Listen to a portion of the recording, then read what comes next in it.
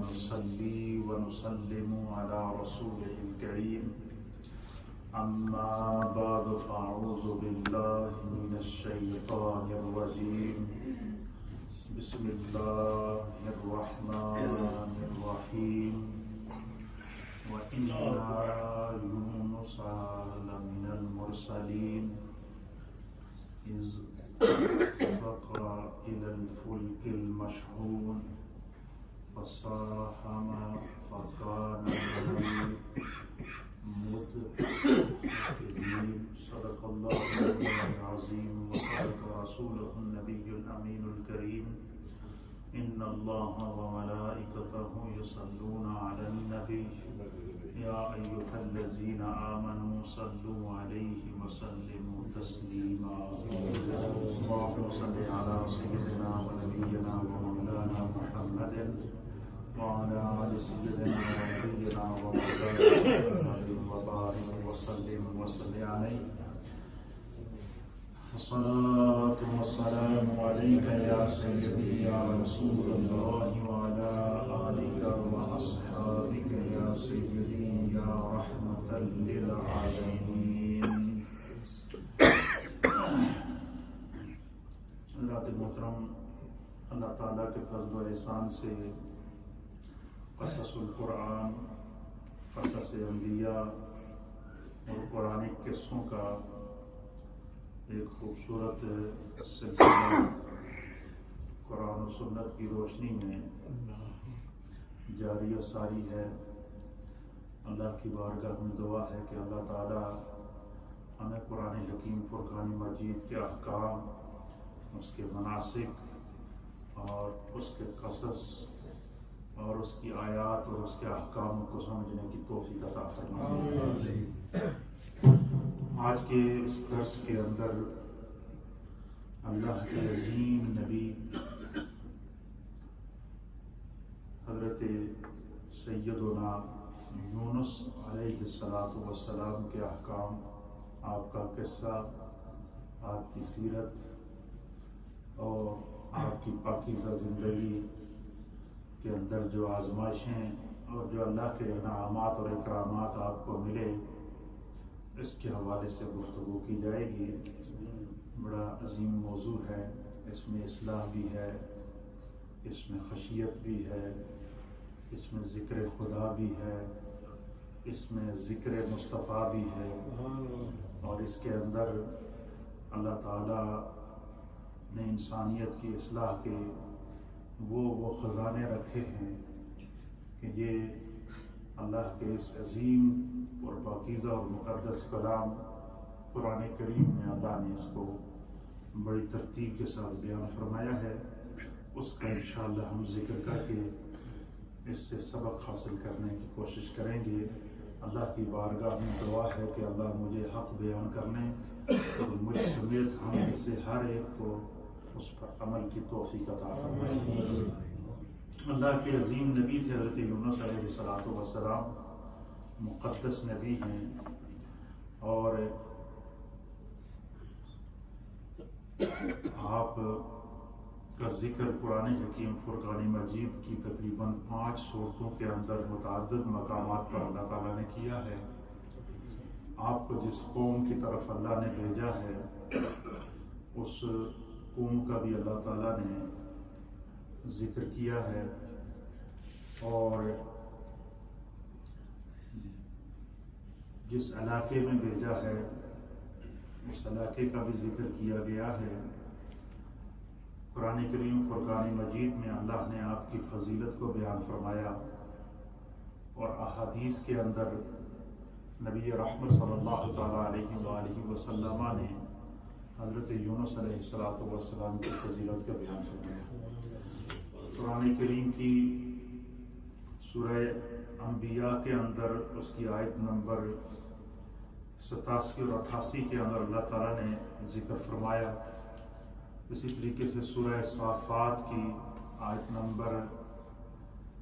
139 سے لے کر 148 تک اللہ تعالیٰ نے حضرت یونس علیہ السلام کا تذکرہ اور آپ کے ساتھ جو رونما ہونے والے واقعات ہیں ان کا ذکر فرمایا. اسی طریقے سے قرآن کریم کی سورہ القلم ہے، اس کی آیت نمبر 48 سے لے کر 50 تک ہے، اس میں بھی اللہ تعالیٰ نے یونس علیہ السلام اور آپ کے ساتھ جو واقعات پیش آئے ہیں اس کی طرف اشارہ دیا ہے۔ سب سے پہلے اسی طریقے سے سورہ قرآن کریم میں اللہ نے ایک پوری سورت سورہ یونس کے نام سے، آپ کے نام سے ایک پوری سورت قرآن کے اندر موجود ہے، اور سورہ یونس کی آیت نمبر 98 کے اندر اللہ تعالیٰ نے اس بستی کے اوپر جہاں حضرت یونس علیہ السلام جن لوگوں کی طرف بھیجے تھے، اور اس بستی پر جب عذاب کی کیفیات آئیں تو ان کیفیات کو اللہ تعالیٰ نے ذکر فرمایا۔ سب سے پہلے علامہ ابن عساکر نے تاریخ دمشق کے اندر حضرت یونس علیہ السلام کا ابتدائی تعارف، آپ کا سلسلہ نسب بیان فرمایا ہے کہ علامہ ابن عساکر دیکھیں، یہ ایسے محدث تھے، ایسے تاریخ دان تھے، ایسے اللہ تعالیٰ نے ان کو علم عطا فرمایا تھا کہ انہوں نے ایک کتاب لکھی ہے، اس کا نام انہوں نے رکھا تاریخ دمشق۔ کیا نام رکھا؟ تاریخ دمشق۔ اس کو تاریخ ابن عساکر بھی کہتے ہیں اور تاریخ دمشق بھی کہتے ہیں۔ اس کتاب کے اندر انہوں نے جتنی عظیم شخصیات بالخصوص صحابہ اکرام اور ان سے جو احادیث روایات ہیں ان کو اور ان کی زندگی کے حالات کو اس کتاب کے اندر اتنی محنت کر کے انہوں نے لکھا ہے کہ ہر صحابی سے جو حدیثیں روایتیں ہیں، پہلے تو اس صحابی کا یا ہر نبی کا تذکرہ جو اللہ نے قرآن میں کیا، ان کا، انبیاء اکرام کا تذکرہ، صحابہ اکرام کا تذکرہ، اور پھر نبی پاک صلی اللہ علیہ وسلم کے صحابہ سے جتنی احادیث روایات ہیں کہ ہر صحابی سے کتنی حدیثیں روایت ہیں، اور ہر حدیث کی آگے تخریج بھی کیا کہ یہ حدیث کہاں کہاں موجود ہے۔ اور یہ آپ سن کے آپ کو حیرت ہوگی کہ دیکھیے اللہ تعالیٰ نے نبی پاک کی امت کے اندر کیسے کیسے علماء پیدا کیے ہیں، کیسے کیسے ائمہ پیدا کیے ہیں۔ انہوں نے جو کتاب لکھی ہے اس کا نام ہے تاریخ دمشق، اور یہ کتاب 80 جلدوں کے اندر ہے، 80 والیم ہیں اس کتاب کے۔ کتنے؟ 80 والیم کے اندر ہے یہ کتاب۔ اور آپ مجھے بتائیں کہ جس کتاب کی 80 جلد ہیں، یہ کتاب ہے، یہ اس کی ایک جلد ہے۔ کتنی؟ اس کی ایک جلد ہے، اور اس طرح کی 80 جلدیں جس کتاب کی ہوں، اور اس شخص کے اپنے علم کا کیا عالم ہوگا۔ آپ نے تاریخ دمشق کے اندر حضرت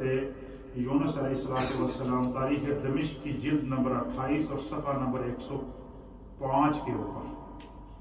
علامہ ابن عساکر نے حضرت یونس علیہ السلام کا سلسلہ نسب لکھا ہے۔ آپ فرماتے ہیں کہ یونس علیہ السلام کے والد کا نام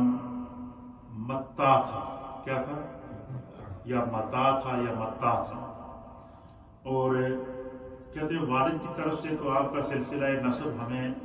کوئی صحیح سند سے موصول نہیں ہوا، لیکن یونس علیہ السلام کی والدہ کی طرف سے جو سلسلہ نسب انہیں موصول ہوا ہے، آپ فرماتے ہیں کہ وہ تقریباً 4 واسطوں کے بعد ابو الانبیاء جناب سیدنا ابراہیم علیہ السلام سے، گویا کہ آپ حضرت ابراہیم علیہ السلام کی اولاد میں سے تھے، یونس علیہ السلام۔ آپ کا سلسلہ نسب امام ابو القاسم علی بن حسن المعروف امام ابن عساکر، جن کی عظیم کتاب تاریخ دمشق کی جلد نمبر 28 کے اوپر آپ لکھتے ہیں کہ یونس علیہ السلام کی جو والدہ تھی ان کا نام تھا لاوا۔ کیا نام تھا؟ یونس بن لاوا بنت یعقوب بن اسحاق بن ابراہیم۔ حضرت یعقوب علیہ السلام کی بیٹی تھی لاوا، بیٹے تھے لاوا، اور ان میں سے جو ہے وہ حضرت یعقوب علیہ السلام کی اولاد میں سے آپ ہیں، اور سلسلہ نسب جا کر حضرت ابراہیم علیہ السلام سے ملتا ہے۔ اسی طریقے سے آپ حضرت ابراہیم علیہ السلام کے نسبی اعتبار سے نواسے رہتے ہیں۔ ننہالی نسب آپ کا جو ابراہیم علیہ السلام سے 3 واسطوں کے بعد جا کر ملتا ہے۔ شام کے رہنے والے تھے، اور ایک قول یہ ہے کہ جب آپ بچپن میں پیدا ہوئے تو آپ اپنی والدین کے اکلوتی اولاد تھے حضرت یونس علیہ السلام، اکلوتے بیٹے تھے اور کوئی بہن بھائی نہیں تھا، اور بہت ہی خوبصورت اور حسین اور جمیل تھے۔ ظاہر اللہ کا نبی جو اس کو تو خداوند قدوس نے ہر اعتبار سے لاجواب بنایا ہوتا ہے، اکلوتے بیٹے تھے اور بہت ہی حسین و جمیل تھے، بڑے نیک اور صالح تھے۔ تو آپ بچپن میں فوت ہو گئے، یونس علیہ السلام فوت ہو گئے۔ تو آپ کی جو والدہ تھیں وہ اپنے بیٹے کی میت کو اٹھا کر، یونس علیہ السلام کی میت کو اٹھا کر، آپ کی لاش کو اٹھا کر، آپ کی میت کو، آپ کی جسم مبارک کو اٹھا کر اس دور کے عظیم نبی حضرت الیاس علیہ السلام، حضرت الیاس علیہ السلام کا زمانہ تھا، آپ ان کو اس فوت شدہ بچے کو اٹھا کر حضرت الیاس علیہ السلام کے پاس لے کر گئے اور ان سے کہا، وہ حضرت الیاس علیہ السلام پر آپ کی والدہ ایمان لائی تھی، آپ فرماتی ہیں کہ میں الیاس علیہ السلام کے پاس گئی اور ان سے جا کر سوال کیا کہ اللہ سے مانگ کر ایک بیٹا لیا تھا اور کوئی اولاد میری نہیں ہے، یہ فوت ہو گیا ہے، آپ اللہ کے نبی ہیں، آپ کی بارگاہ میں اس لیے آئی ہوں، تو آپ ابھی اس کو اپنے سامنے رکھ کر اللہ کی بارگاہ میں دعا کریں کہ خدا اس کو زندہ کرے۔ اب نہ جانے اس ماں، ایک ماں کی جو التجا ہوتی ہے، ایک ماں کی جو تڑپ ہوتی ہے، ایک ماں کی جو اپنے بیٹے کے لیے دل سے نکلی ہوئی دعا ہوتی ہے، اس میں کیا اثر تھا۔ حضرت الیاس علیہ السلام نے یہ نہیں کہا کہ یہ فوت ہو گیا ہے، تو اب وہ ظاہر نبی تھے اللہ کے، تو انہوں نے اس ماں کے دل کی کیفیت کو محسوس کر لیا۔ حضرت مفسرین لکھتے ہیں کہ بلکہ صاحب تاریخ دمشق علامہ ابن عساکر نے لکھا ہے کہ حضرت الیاس علیہ السلام نے جو ہے وہ یونس علیہ السلام کو اپنے سامنے رکھا اور اللہ کی بارگاہ میں دعا کی کہ بار الہ، یہ ایک ماں ایک التجا لے کر آئی ہے، تو ہی زندگی دینے والا ہے، تو ہی موت دینے والا ہے، تیری ذات پر ہم سب کا کامل ایمان ہے، ایک ماں کی تڑپ ہے، ایک ماں کے آنسو ہیں، ایک ماں کی التجا ہے، اے اللہ میں تو نے مجھے اپنا محبوب نبی بنا کر بھیجا ہے، تو میں تیری بارگاہ میں دعا کرتا ہوں اپنے کرم سے، اپنے فضل سے اور اپنی شان قدرت سے، اے اللہ اس بیٹے کو دوبارہ زندگی عطا فرما، اسے حیات عطا فرما۔ مفسرین نے لکھا ہے کہ حضرت الیاس علیہ السلام نے اپنے ہاتھوں کو دعا مانگ کے ابھی چہرے پہ ڈیلا تھا تو یونس علیہ السلام کو سانس واپس لوٹ آیا۔ خداوند قدوس نے حضرت یونس علیہ السلام کو بڑی آزمائشوں سے گزارا، بچپن میں موت کو دیکھا، پھر اللہ کے نبی کی دعا کے بعد خدا نے آپ کو دوبارہ زندگی عطا فرمائی، پھر آگے آزمائشوں سے گزرے تو مچھلی کے پیٹ میں چلے گئے، اور مچھلی کے پیٹ کے اندر بھی زندگی کی کوئی رمق نہیں ہوتی، وہاں پر بھی خدا نے آپ کو زندہ رکھا۔ عجیب و غریب آپ کی زندگی کے واقعات ہیں، بندہ سنتا ہے تو انسان کی عقل حیران رہ جاتی ہے۔ اب آپ دیکھیں کہ اس سے پہلے جس نبی کا بھی ہم نے ذکر کیا، ہر نبی کو اللہ نے کسی نئی آزمائش میں رکھا ہے، اور ہر آزمائش جو انسان کی عقل کو حیران کر دیتی ہے، انسان سوچنے پر مجبور ہو جاتا ہے، لیکن چونکہ خدا کے جو محبوب بندے ہوتے ہیں ان کی آزمائشیں بھی وکری ہوتی ہیں، ان کے اوپر آنے والے آزمائشیں بھی وکری، اور ان کے مقامات اور ان کے معجزات بھی جو ہے وہ قابل رشک ہوتے ہیں۔ تو پھر حضرت یونس علیہ السلام کو حضرت الیاس علیہ السلام نے اللہ کی بارگاہ میں دعا کی تو اللہ تعالیٰ نے، علامہ ابن عساکر کہتے ہیں کہ اللہ تعالیٰ سے دعا کی تو اللہ تعالیٰ نے ان کو دوبارہ زندہ کر دیا، اور ان کے فرمایا کہ وہ اپنی والدہ کی اکلوتی اولاد تھے، اس لیے جو ہے وہ ان کو لے کر آ گئی، پھر لے کر آئی تو 40 سال کی عمر تک جو ہے وہ آپ وہاں اپنے علاقے کے اندر عراق کا ایک ایریا ہے جس کا نام تھا نینوا، اس علاقے کا نام نینوا تھا جس کی طرف اللہ تعالیٰ نے آپ کو نبی بنا کر بھیجا تھا، اور وہاں کے بارے میں قرآن کریم فرقان مجید نے سورہ صافات کی آیت نمبر ہے 127، اس کے اندر فرمایا کہ وَأَرْسَلْنَاهُ إِلَىٰ مِئَةِ أَلْفٍ أَوْ يَزِيدُونَ، کہ اللہ تعالیٰ نے جو ہے وہ یونس علیہ السلام کو 1,00,000 یا اس سے زائد لوگوں کی طرف نبی بنا کر بھیجا تھا۔ جس علاقے میں آپ تھے اس علاقے کے لوگ تقریباً 1,00,000 کی آبادی تھی، یا بعض روایات کے مطابق 1,25,000 آبادی تھی۔ اس علاقے کی آبادی کو بھی اللہ نے قرآن میں سورہ صافات کے اندر بیان فرمایا کہ جن کی طرف اللہ نے یونس علیہ السلام کو نبی بنا کر بھیجا تھا۔ تو آپ کو اللہ تعالیٰ نے نبوت عطا فرمائی۔ 40 سال کی عمر کے اندر حضرت یونس علیہ السلام کو اللہ نے فرمایا کہ آپ اعلان نبوت کریں۔ اعلان نبوت کیا۔ وہ بنی اسرائیل کے بہت ہی عبادت گزار بندوں میں سے تھے۔ جوانی ان کی پوری اللہ کی عبادت کے اندر، ریاضت کے اندر، تسبیحات کے اندر، تحلیلات کے اندر گزری، اور وہ اپنے دین کو بچانے کے لیے پھر جس علاقے میں تھے وہاں سے شام چلے گئے، شام سے پھر دجلہ کے کنارے پہنچے، پھر اللہ تعالیٰ نے اہل نینوا کی طرف آپ کو بھیجا۔ جب اعلان نبوت کیا تو اس کے بعد جب وہ شام گئے، شام سے پھر جب وہ دریائے دجلہ کے کنارے پہنچ گئے، پھر وہاں سے اللہ تعالیٰ نے آپ پر وحی نازل کی کہ آپ جو ہے وہ دریائے دجلہ کے مشرقی کنارے پر موصل، عراق کے اندر ایک علاقہ ہے موصل، یہ جو صدام حسین یہ اس کا جو گاؤں تھا، جو علاقہ تھا، اس کا نام موصل تھا، یہ موصل کا رہنے والا تھا۔ تو موصل کے اندر اس شہر کے لوگ، یہ قدیمی شہر ہے موصل اس کا نام ہے، اور اس کو نینوا بھی کہتے ہیں۔ اس شہر کی طرف اللہ تعالیٰ نے وہاں کی آبادی کی طرف حضرت یونس علیہ السلام کو بھیجا کہ آپ جا کر لوگوں کو وہاں کیا کریں، تبلیغ کریں۔ تو حضرت یونس علیہ السلام لوگوں کو وہاں پہنچے اور آپ نے لوگوں کو تبلیغ کی۔ ان کو اللہ کی وہ بت پرستی کے اندر تھے، بڑے سرکش قسم کے لوگ تھے، بڑے سخت قسم کے لوگ تھے، تو آپ نے جا کر ان کو اللہ کی توحید کی دعوت دی، تو انہوں نے آپ کا انکار کر دیا۔ ان سے کہا کہ میں اللہ کا نبی ہوں، خدا نے مجھے آپ کی طرف نبی بنا کر بھیجا ہے، لہٰذا تم جو ہے وہ اللہ کی توحید پر ایمان لا اور بتوں کی پوجا چھوڑ دو۔ تو انہوں نے حضرت یونس علیہ السلام کا انکار کر دیا۔ نہ صرف انکار کیا بلکہ انہوں نے یونس علیہ السلام کو اتنا تنگ کیا کہ ان کو طرح طرح کی اذیتیں پہنچائی، دکھ پہنچائے، حتیٰ کہ بعض روایات کے مطابق انہوں نے یونس علیہ السلام سے دست درازی کی، ان پر حملے تک کیے۔ اچھا، یونس علیہ السلام کے بارے میں مفسرین اور محدثین نے لکھا ہے کہ آپ کا جو مزاج تھا نا وہ بڑا تیز مزاج تھا، غصہ آپ کو جلدی آ جاتا تھا، اور 1-2 مرتبہ یا 3 مرتبہ پہلے آپ نے لوگوں کو دعوت دی، وہ لوگ نہیں مانے، انہوں نے آپ سے بدتمیزی کی، آپ نے کہا جاؤ نہیں جاؤ، تو آپ ان کو چھوڑ کے پیچھے جدھر سے آئے تو ادھر چلے گئے۔ پھر وہاں کے جو بنی اسرائیل کے انبیاء اور نبی تھے اس علاقے کے، انہوں نے کہا جی نہیں آپ واپس جائیں، جب خدا نے کہا کہ آپ نے اس سرائے میں جانا ہے تو آپ واپس جائیں۔ پھر آپ وہاں چلے گئے، پھر لوگوں کو تبلیغ کرتے رہے، تعلیم دیتے رہے، لیکن پھر نہ آپ کے لوگ مانے۔ پھر ایک وقت آیا کہ لوگوں نے آپ کو قتل کرنے کا پروگرام بنا دیا، لوگوں نے آپ پر حملے کر دیے، لوگ آپ کا مذاق اڑانا شروع ہو گئے۔ پھر چونکہ آپ مزاج کے اندر جلدی غصہ آ جاتا تھا،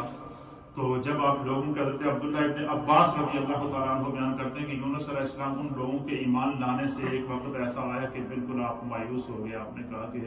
انہوں نے ٹائم ضائع کرنے والی گل ہے، میں تو تھک گیا ہوں، لیکن انہوں نے میری بات نہیں ماننی ہے۔ پھر آپ نے جو ہے وہ لوگوں کو وارن کیا کہ بھائی دیکھو میں اللہ کا نبی ہوں، میں بار بار تمہیں کہہ رہا ہوں کہ اللہ پر ایمان لے آؤ۔ تو انہوں نے کہا جی نہیں ہم نہیں ایمان لائیں گے۔ تو پھر جب انہوں نے ان پہ حملہ کیا تو پھر یونس علیہ السلام اللہ کے نبی پر جلال طاری ہوا، آپ نے اللہ کی بارگاہ میں دعا کی،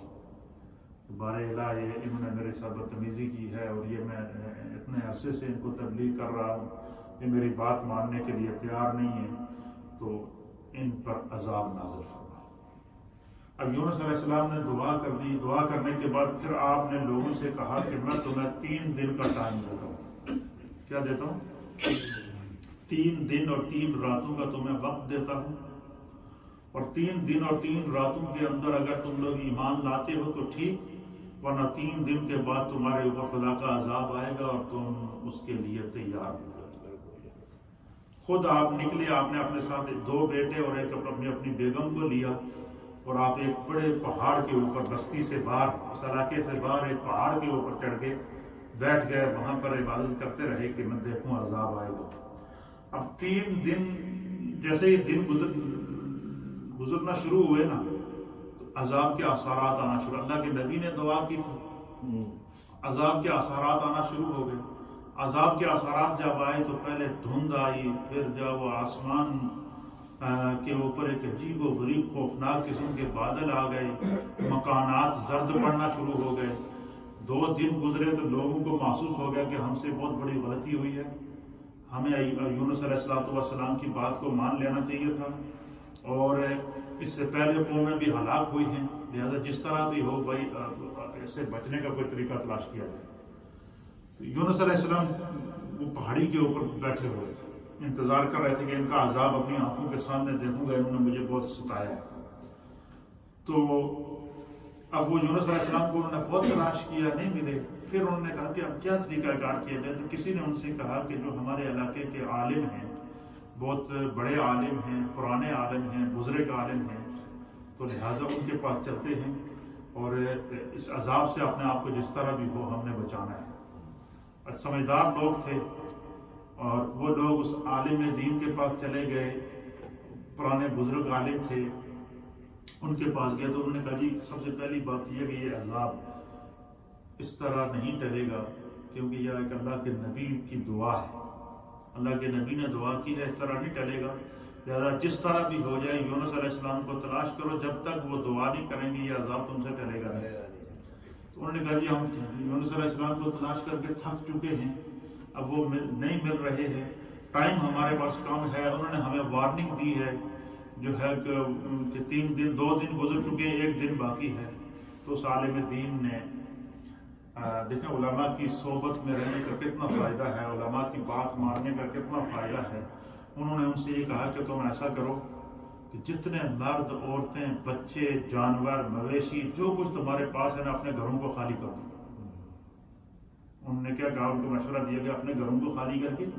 سارے کے سارے ایک میدان کے اندر جمع ہو اور اس میدان میں جمع ہو کر اللہ کی بارگاہ میں دعا کرو, اور سب سے پہلے سچے دل سے توبہ کرو, اور یہ دعا کرو کہ بار الہ ہم یونس علیہ السلام پر ایمان لاتے ہیں. اگر عذاب سے بچنا چاہتے ہو, تو عالم دین نے ان سے کہا کہ اگر عذاب سے بچنا چاہتے ہو تو سارے میدان کے اندر جمع ہو جاؤ, اپنے جانوروں کو بھی جمع کرو, اپنے بچوں کو بھی جمع کرو, مردوں اور عورتوں کو جمع کرو, اور سارے کے سارے کھلے میدان, اپنے گھر سارے خالی کرو. انہوں نے ایسا ہی کیا جناب. جو اس ملک کا بادشاہ تھا وہ بھی ان میں شامل تھا. ان کے سامنے چونکہ سابقہ امتوں کا عذاب گزر چکا تھا,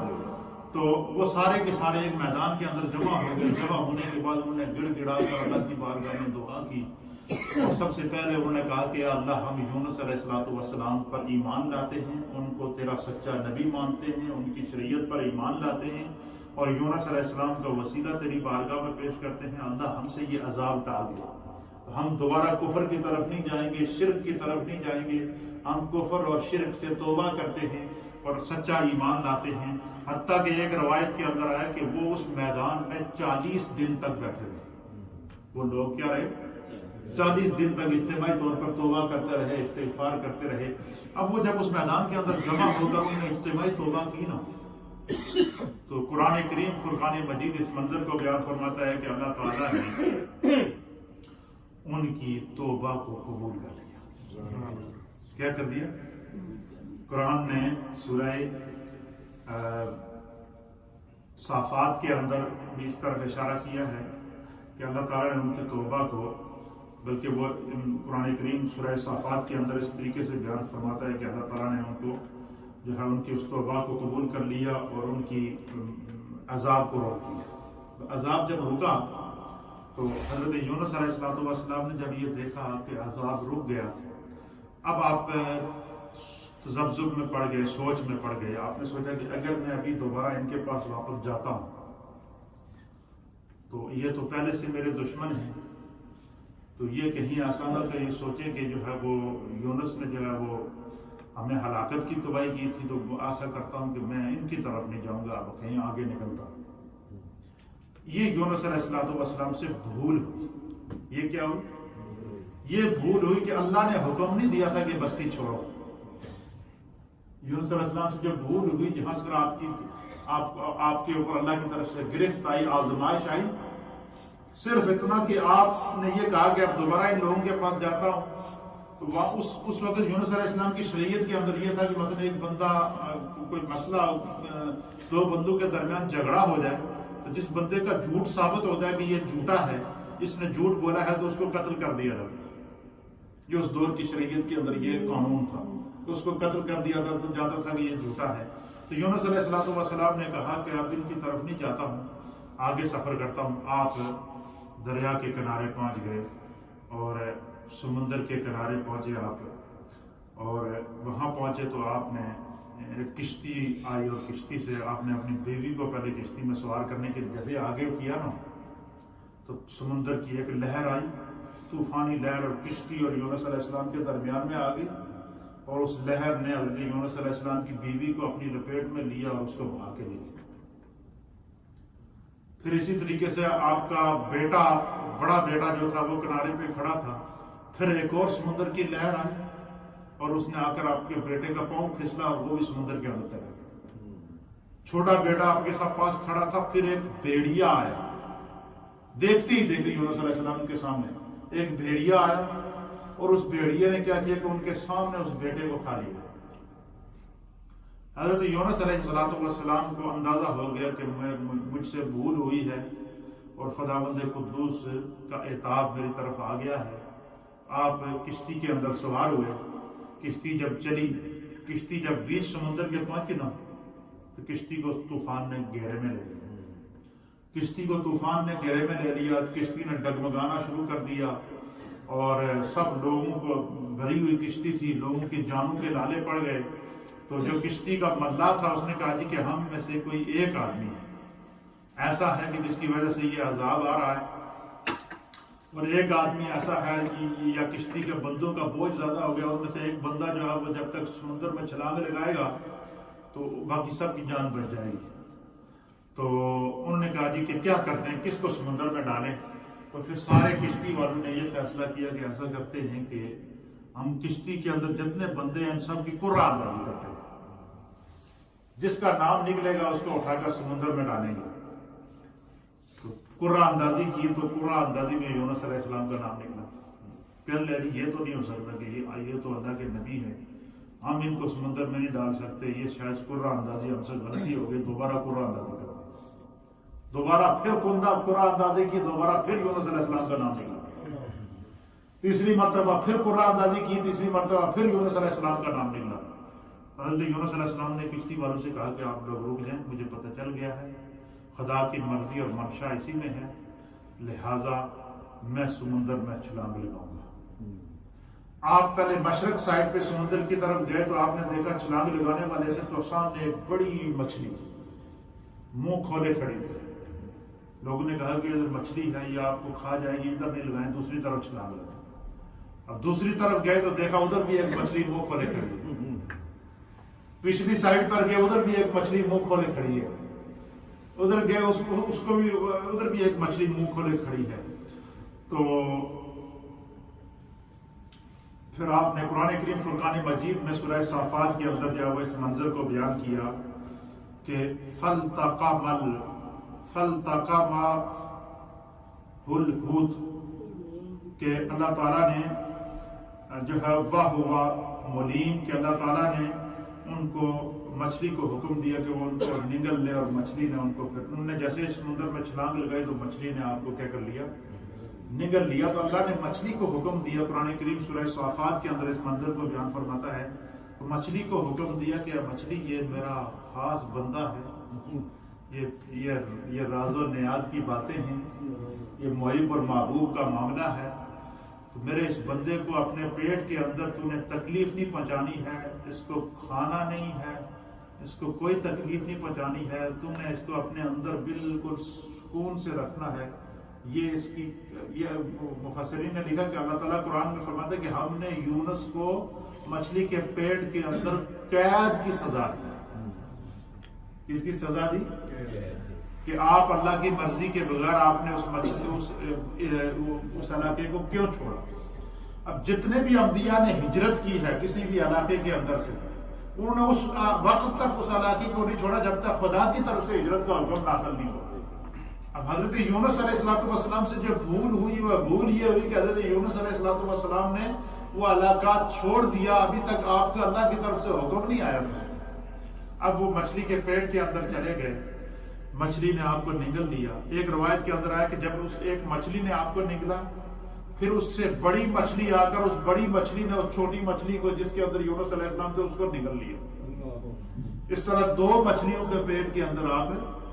رہے۔ ایک روایت کے مطابق آپ 3 دن اس مچھلی کے پیٹ کے اندر 3 راتیں رہے، ایک روایت کے مطابق 7 راتیں رہی۔ نبی پاک صلی اللہ علیہ وسلم کی حدیث جہاں پر مفسرین نے کوٹ کی ہے،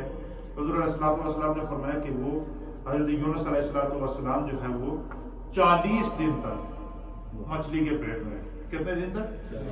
اب 40 دن تک مچھلی کے پیٹ کے اندر رہے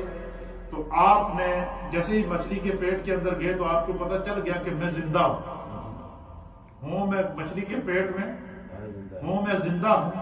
تو آپ نے اللہ کی بارگاہ میں مچھلی کے پیٹ کے اندر نماز ادا کی اور اللہ کی تسبیح بیان کر کے کہا کہ بارے الہ، تو اگر اس حال میں بھی مجھ سے خوش ہے نا، میں تیری عبادت اس جگہ کروں گا جہاں تیرے بندوں میں سے کسی نے عبادت نہ کی۔ آپ نے قرآن بیان کرتا ہے کہ آپ نے مچھلی کے پیٹ کو مسجد بنا دی، اس کے اندر عبادت شروع کر دی، سجدے میں گر گئے۔ اور جیسے ہی سجدے میں گرے تو آپ نے قرآن کریم فرقان مجید اس منظر کو بیان کرتا ہے کہ حضرت یونس علیہ السلام نے جو ہے وہ مچھلی کے پیٹ کے اندر فنادا فی ظلمات اللہ الہ الا انت سبحانک انی کنت من الظالمین۔ یہ جو آیت کریمہ ہم پڑھتے ہیں کہ یہ سورہ انبیاء کے اندر اللہ تعالیٰ نے اس کو نقل فرمایا ہے، تو کہ جو ہے وہ یونس علیہ السلام نے مچھلی کے پیٹ کے اندر اپنے رب کو ندا دی اور آپ نے پڑھا کہ لا الہ الا انت سبحانک انی کنت من الظالمین، کہ کوئی نہیں ہے اللہ کے سوائے، وہ معبود برحق ہے، وحدہ لا شریک ہے، اے اللہ تو ہی پاک ہے، بے شک انی کنت من الظالمین، بے شک میں نے اپنی جان پر ظلم کیا ہے۔ اور آپ نے یہ تسبیح وہاں شروع کر دی مچھلی کے پیٹ کے اندر۔ بس تسبیح شروع کرنی تھی تو آپ متوجہ ہوئے اور آپ نے دیکھا کہ لاکھوں کی تعداد میں، کروڑوں کی تعداد میں، اربوں کی تعداد میں آوازیں آ رہی ہیں سمندر کے اندر، لا الہ الا انت سبحانک انی کنت من الظالمین، لا الہ الا انت سبحانک انی کنت من الظالمین۔ مفسرین نے لکھا کہ اس طرح کی آوازیں آ رہی تھی کہ جس طرح کے شہد کی مکھیوں کا جب جتھا جلتا ہے نا تو ان کی ایک آواز آتی ہے بنبناہٹ کی، اس طرح اربوں خربوں کی تعداد میں مخلوق جو ہے نا وہ تسبیح کر رہی تھی کہ لا الہ الا انت سبحانک انی کنت، یعنی جو یونس علیہ السلام ذکر کرتے وہی ذکر کو آپ نے پھر اللہ کی بارگاہ میں عرض کیا کہ بارے الہ، اس سمندر کی گہرائی میں اتنی مخلوق کون ہے تیرا ذکر کرنے والی؟ تو اللہ نے یونس علیہ السلام کے پاس مچھلی کے پیٹ کے اندر رہی تھی اور ان سے فرمایا کہ یہ سمندر کے اندر میری جتنی مخلوق ہے یہ میرا ذکر کرتی ہے، سمندر کے اندر جتنی مخلوق ہے یہ کیا کر رہی ہے؟ یہ میرا ذکر کر رہی ہے، اور جو ہے وہ یہ میرا ذکر کر رہی ہے۔ تو فرمایا کہ سمندر کے اندر ایک عجیب و غریب کیفیت سبحان اللہ و بحمدہ سبحان اللہ العظیم کا ذکر چل رہا ہے، لا الہ الا انت سبحانک انی کنت من الظالمین۔ یونس علیہ السلام اس کو پڑھ رہے ہیں، اللہ کی اس مخلوق اس سمندر کے اندر موجود جتنی مچھلیاں تھیں، جتنی ٹائپ کے جانور اس سمندر کے اندر موجود تھے، سب اللہ کا ذکر کر رہے تھے، اور ذکر سے وہ صدا بلند تھی، اور وہ ذکر کی وہ بنبناہٹ ہے، اور ذکر کی وہ گنگناہٹ ہے، اور ذکر کا وہ پیارا وہ نغمہ اور وہ سوتا جو ذکر کا چل رہا تھا، اس کی کیفیت یہ تھی کہ اس کی آوازیں جس طرح سمندر کے اندر گونج رہی تھی اس طرح عرش الہی پر گونج رہی تھی، عرش الہی پر اس طرح وہ آوازیں گونج رہی تھی۔ تو جب عرش الہی کے اوپر لا الہ الا انت سبحانک انی کنت من الظالمین، یہ آیت کریمہ جو یونس علیہ السلام پڑھ رہے تھے یہ جب گونج رہی تھی تو فرشتے عرش کے اوپر، مفسرین نے لکھا کہ عرش کے اوپر موجود جتنے فرشتے تھے، پہلے آسمان پہ، دوسرے آسمان پر، تیسرے آسمان پر، چوتھے آسمان پر، پانچویں آسمان پر، چھٹے پر، ساتویں پر، عرش الہی کے پاس جتنے فرشتے تھے ہر ایک کی زبان پر یہی تسبیح چل رہی تھی. یعنی زمین سے لے کر آسمان تک فرشتے کیا، جانور کیا، سمندری مخلوق کیا، ہر ایک یہ آیت کریمہ پڑھ رہی تھی لا الہ الا انت سبحانک انی کنت من الظالمین. اب مفسرین نے لکھا ہے کہ پھر کیا ہوا، پھر فرشتوں نے اللہ کی بارگاہ میں عرض کیا کہ بہر الہ، کہ سمندر کی گہرائی سے، مچھلی کے پیٹ سے تیرے کسی بندے کی بڑی پیاری اور بڑی نکاحت بھری آواز ہے، کمزوری کی اور درد اور علم میں ڈوبی ہوئی آواز ہے، اور وہ تیری تسبیح کر رہا ہے. اللہ، اس مچھلی کے پیٹ میں اور سمندر کی گہرائی میں تیرا ایسا بندہ کون ہے کہ جس کے ساتھ سمندر کی مچھلیاں بھی ذکر کر رہی ہیں؟ اللہ، اس سمندر کی گہرائی میں تیرا ایسا کون سا بندہ ہے کہ جس کے ذکر کے اوپر زمین اور آسمان کے ذرے ذرے اس کے ساتھ ذکر کر رہے ہیں، تیری تسبیح بیان کر رہے ہیں. یہ ایسا محبوب بندہ کون ہے؟ تو اللہ تعالیٰ نے فرشتوں سے فرمایا کہ یہ میرا بندہ یونس ہے، اور اس نے میرے حکم کے بغیر جو ہے وہ اپنی بستی کو چھوڑا ہے، لہٰذا میں نے اس قید کی سزا دی ہے مچھلی کے پیٹ کے اندر. لیکن چونکہ میرا ایسا یہ محبوب بندہ ہے کہ یہ کسی بھی حال میں میرا ذکر نہیں چھوڑتا. کیا اب ذرا تصور میں جائیں نا، سوچیں نا اس بات کو. ہمیں تو ذرا سی تکلیف ہو جائے تو ہم نماز پڑھنا بھول جاتے ہیں، تکلیف ہو جائے تو ہم بہانے تلاش کرتے ہیں کہ بس جی آج سر بھی درد سیدھ، آج ٹانگ بھی درد سیدھ، آج پیٹ بھی درد سیدھ ہے، آج اس گلو میں نماز نہیں پڑھی ہے جی، تو آج میں جناب فلاں جگہ قوم تے گیا سن فلاں فیملی. لیکن یونس علیہ السلام مچھلی کے پیٹ کے اندر خدا کی نماز بھی پڑھ رہے ہیں، اللہ کا ذکر بھی کر رہے ہیں، اور دل کی جس کیفیت سے خداوند قدوس کی تسبیح آپ نے بیان فرمائی، اس کیفیت دل نے اور اس یونس علیہ السلام کی زبان سے نکلنے والی اس تسبیح نے سمندر کی تمام مخلوقات کو اس گرد کے اوپر لگا دیا. لا الہ الا انت سبحانک انی کنت من الظالمین، لا الہ الا انت سبحانک انی کنت من الظالمین. سمندر کی مچھلیاں بھی ذکر الہی کر رہی تھیں، آسمان کے فرشتے بھی ذکر الہی کر رہے تھے، ہر جگہ گونج تھی، ذکر کی ایک ہی گونج تھی کہ بس وہ یونس علیہ السلام کی آواز کے ساتھ آواز ملا رہے تھے. اب آپ اندازہ لگیں، فرشتوں نے اللہ کی بارگاہ میں عرض کیا کہ بہر الہ، یہ اتنا پیارا بندہ تیرا، اس حال میں بھی وہ تیرا ذکر نہیں بولا، وہ مچھلی کے پیٹ میں چلا گیا پھر بھی تیرا ذکر کر رہا ہے. اس نے اپنے سامنے اپنی بیوی کو، اپنے بچوں کو جو ہے وہ ہلاک ہوتے ہوئے دیکھا، پھر بھی تیرے ذکر کو نہیں بھولا. اور تیری رضا کی خاطر خود اس نے سمندر میں چھلانگ لگا دی، مچھلی کے منہ میں چھلانگ لگا دی، مچھلی کے پیٹ کے اندر بھی جا کر یہ تیری نماز پڑھ رہا ہے. اے اللہ، ایسی اطاعت اور ایسی بندگی ہم نے پہلے نہیں دیکھی. اب یہ بات کون پیش کر رہا ہے؟ فرشتے اللہ کی بارگاہ میں پیش کر رہے ہیں، اور فرشتوں نے بیک آواز اللہ کی بارگاہ میں کہا کہ بہر الہ، ہم تیرے فرشتے ہیں، تو نے ہماری ڈیوٹی اپنی تسبیح کے اوپر لگائی ہے. اے اللہ، ہم تیری بارگاہ میں عرض کرتے ہیں، ہم تیری بارگاہ میں سفارش کرتے ہیں، اپنے اس بندے یونس پر کرم فرما، اس پر رحم فرما، اور اس کو اس مچھلی کے پیٹ سے واپس اسی طرح باہر نکال دے. اب مفسرین اور محدثین نے لکھا ہے، اللہ کے حبیب علیہ السلام نے حدیث کے اندر سرکار نے فرمایا کہ اللہ تعالیٰ نے فرشتوں کی اس سفارش کو سنا، اور یونس علیہ السلام کے دل کی کیفیت اور دل سے نکلنے والے اس ذکر کو محسوس کیا. اور یہ جو آیت کریمہ آپ پڑھ رہے تھے، لا الہ الا انت سبحانک انی کنت من الظالمین، اس لیے مفسرین اور محدثین نے لکھا ہے کہ انسان کا اگر کوئی بھی مصیبت آ جائے، بڑی سے بڑی مشکل آ جائے، بڑی سے بڑی مصیبت آ جائے، بڑی سے بڑی پریشانی آ جائے، اور بندہ چاہے کہ میں اس پریشانی سے نکل جاؤں، اس مصیبت سے نکل جاؤں، تو وہ یہ لا الہ الا انت سبحانک انی کنت من الظالمین، اس کو آیت کریمہ کا ورد کہتے ہیں. کیا کہتے ہیں؟ یہ ورد کرے، یا ایک نشست کے اندر بیٹھ کے 1.25 لاکھ مرتبہ کم از کم صوفیاء کہتے ہیں کہ وہ کیا بندہ پڑھے، لا الہ الا انت سبحانک انی کنت من الظالمین. فرمایا بڑی سے بڑی مصیبت ہوگی خدا اس کو ڈال دے گا، بڑی سے بڑی رکاوٹ ہوگی اللہ اس کو دور کر دے گا. اور یہ قیامت تک کے لیے اللہ تعالیٰ نے پھر اس تسبیح یونس علیہ السلام کو نہ صرف محفوظ کیا، بلکہ یونس علیہ السلام کے دور سے لے کر آج تک اور قیامت تک یہ تسبیح باقی ہے، اور خدا نے اسے قرآن کے اندر بھی مقرر فرمایا. سورہ صافات اس کے اندر جو ہے وہ قرآن کریم فرقان مجید کے اندر جو ہے وہ اس تسبیح کو اللہ تعالیٰ نے نازل فرمایا. یہ تسبیح سورۃ الانبیاء کے اندر ہے. یہ تسبیح سورہ انبیاء کی آیت نمبر 87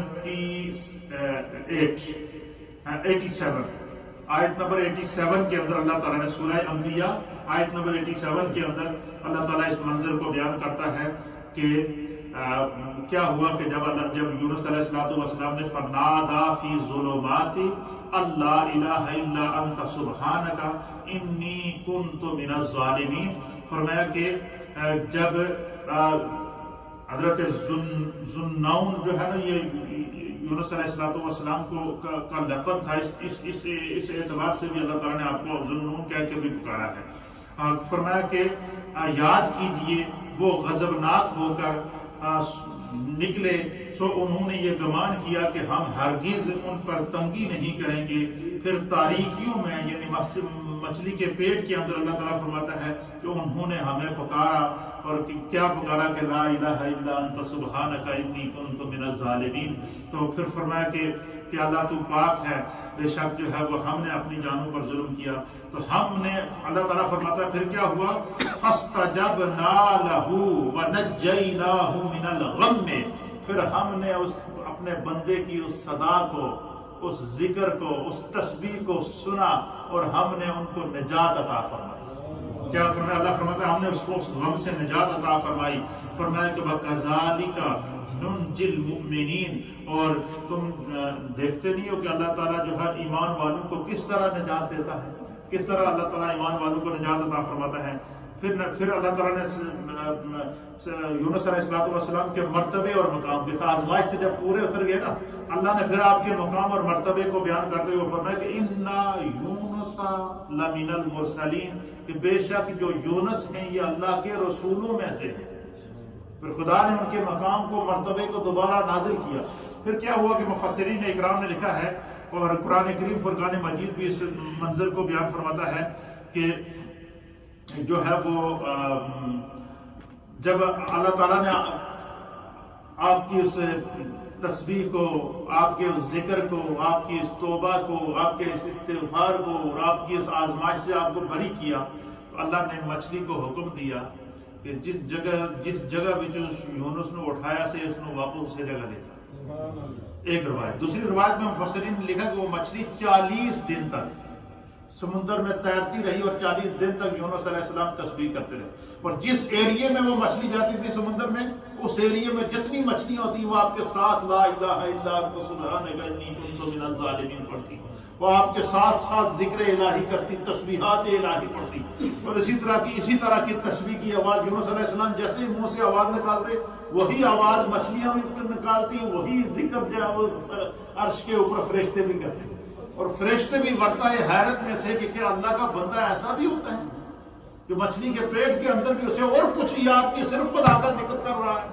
اللہ کی عبادت کر رہا ہے، اپنے رب کو وہ نہیں بھولا ہے.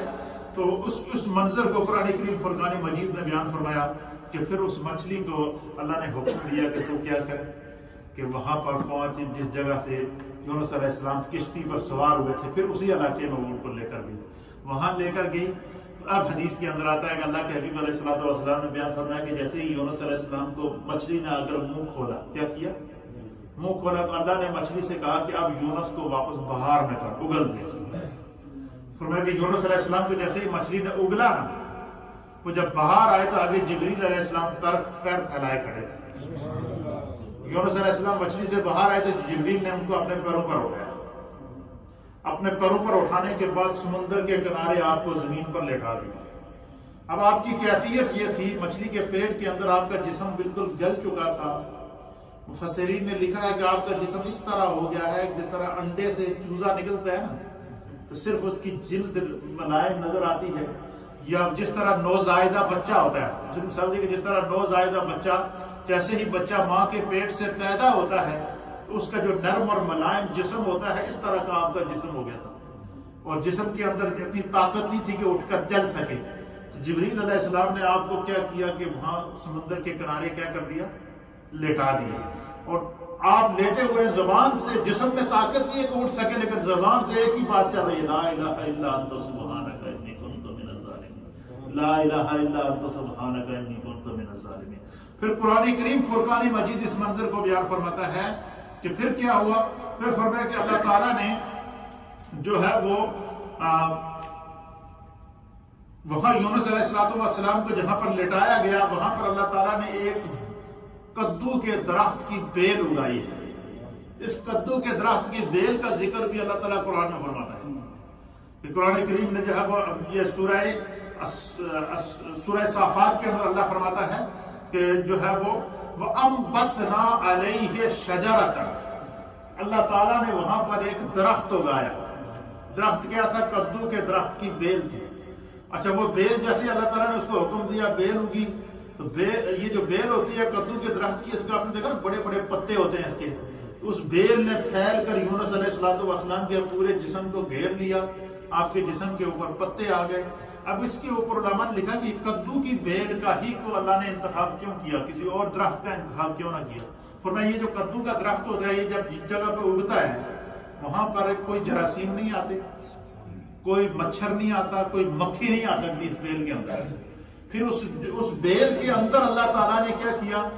کہ اس بیل کے پتوں کے اندر اللہ تعالیٰ نے جب وہ بیل کے پتے جو ہے نا وہ جب ہوا سے ہلتے نا ان میں سے پتوں کی کوئی نہ کوئی ڈالی یونس علیہ السلام کے منہ کے اندر جاتی، تو آپ اس کو چوستے تو خدا اس کدو کی بیل کے پتے سے دودھ نکالتا جو یونس علیہ السلام کے منہ میں جاتا۔ ایک یہ، دوسرا یہ کہ وہاں پر اللہ تعالیٰ نے ایک کدو کی بیل جس نے یونس علیہ السلام کو ڈھانپ کے رکھا ہوا تھا، اور دوسرا جو ہے وہ اللہ تعالیٰ نے ایک بکری پیدا کی۔ کیا کی؟ ایک روایت کے اندر آیا کہ اللہ تعالیٰ نے وہاں بکری پیدا کی، اور ایک روایت کے اندر آیا کہ وہاں ایک چرواہا تھا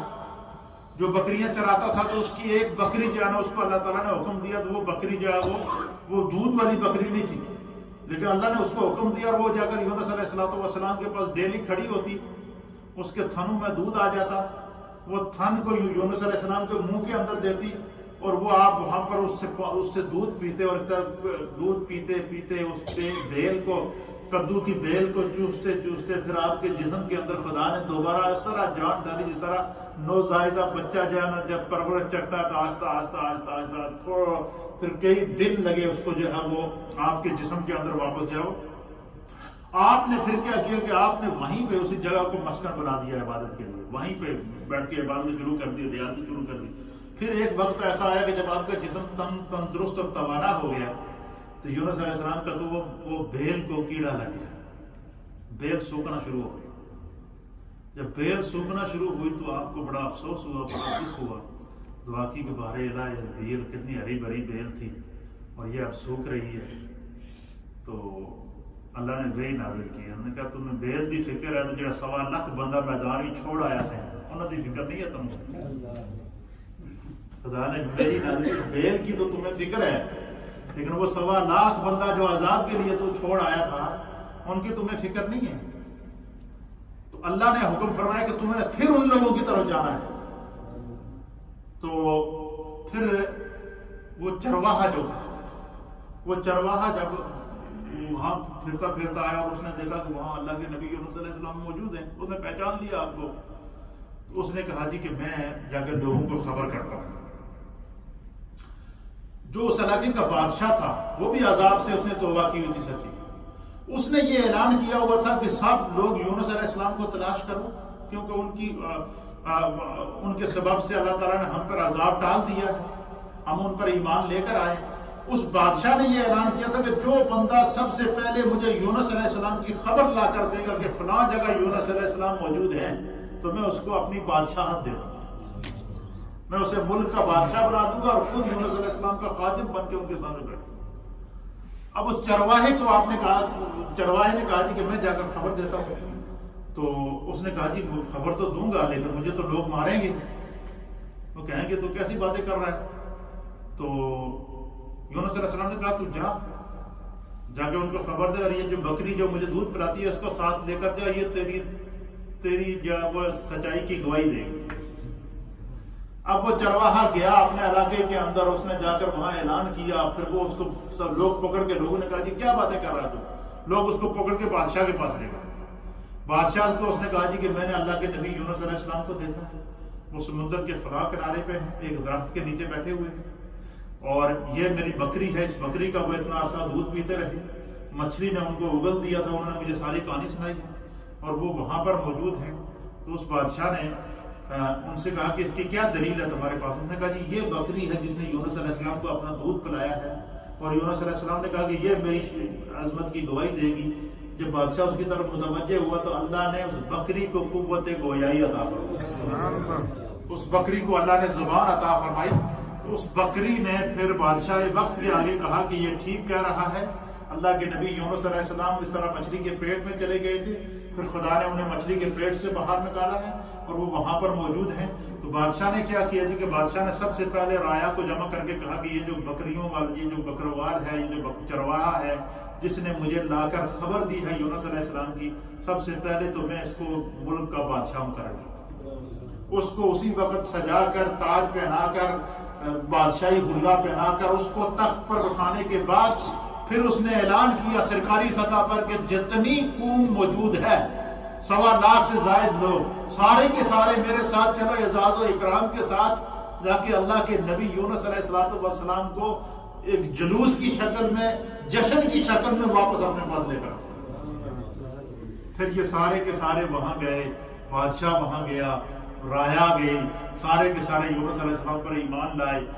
اور پھر جو ہے وہ ایمان تو پہلے سے لا چکے تھے، ان کی مزید تصدیق کر دی ان کے سامنے، اور آپ پر درود و سلام پڑھتے ہوئے اور اللہ کا ذکر کرتے ہوئے آپ کو پھر بستی کے اندر لے کر آئے۔ یہ یونس علیہ السلام کا وہ پاکیزہ تذکرہ ہے، اور یہ ان کی وہ آزمائشیں تھیں جن سے ان کو گزرنا پڑا۔ اللہ تعالیٰ نے قرآن کریم فرقان مجید کی سورہ صافات کے اندر، سورہ قلم کے اندر، سورہ انبیاء کے اندر اور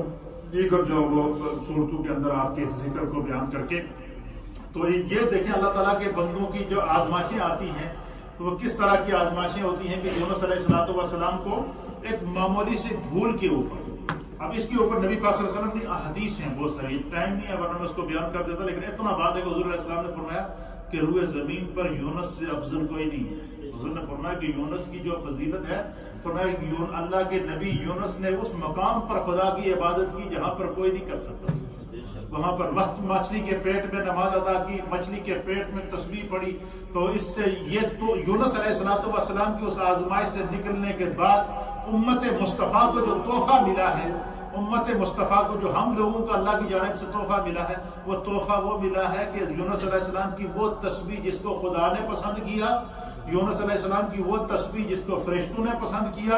یونس علیہ السلام کی وہ تسبیح جس کو سمندری مخلوق نے آپ کے ساتھ مل کر پڑھا، لا الہ الا انت سبحانک انی کنت من الظالمین۔ خدا نے اسے قرآن میں ہمارے لیے تلاوت بھی بنا دیا، وظیفہ بھی بنا دیا۔ اس لیے علماء لکھتے ہیں کہ بڑی سی بڑی مشکل کو اگر آپ چاہتے ہیں حل ہو جائے تو وہ آیت کریمہ کا ورد کرے، لا الہ الا انت سبحانک انی کنت من الظالمین۔ اللہ تعالی ہمیں پاکان امت کے تذکرے کی برکات نصیب فرمائے۔ یہ بڑے ایمان افروز تذکرے ہوتے ہیں۔ حضرت ایک اللہ تعالیٰ کے بہت بڑے ولی ہیں،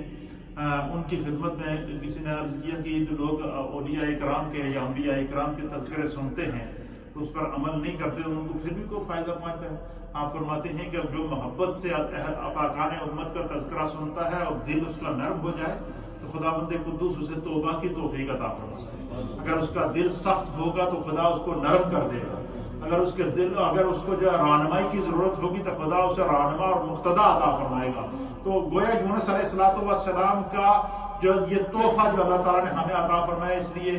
چلتے پھرتے اٹھتے بیٹھتے یہ لا الہ الا انت سبحانک انی کنت من الظالمین یہ ورد ضرور کیا کرے۔ اللہ ساری مشکلات کو آسان فرمائے گا۔ اللہ تعالیٰ ہمیں دین سمجھنے کی توفیق عطا فرمائے۔